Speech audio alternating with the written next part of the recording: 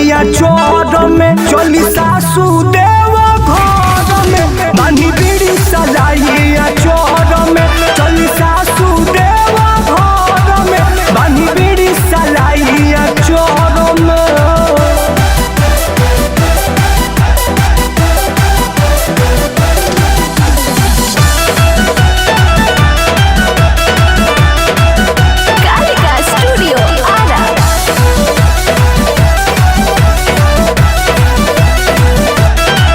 जैसे आरती शोभे सैया खादी में वैसे भावेला भक्ति बुढ़ादी में।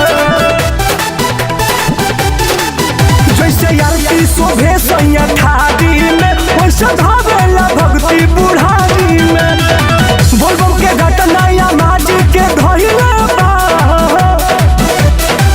जानो चाहनी छोटा का बेवर बहुत कइले बा।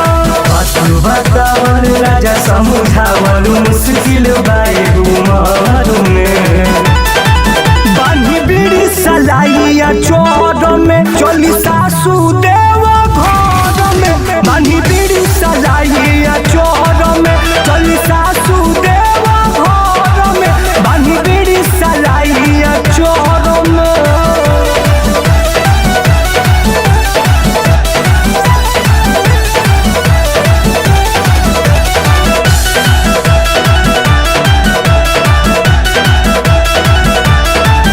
अब तो जिंदगी के चौथा पन चलता जाए कहीं जे मन इनकर कहता।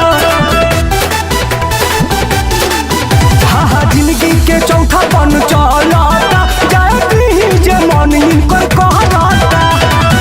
राजा धीरे धीरे हम साथे जाए बुझी गाँव सासू जी के अपने कान्हे बापले ढाई बुझी। रउआ बसल बानी रोहित टुन टुन सागर सुनील शहर में बानी बीड़ी सलाइया चोर में चली सासू दे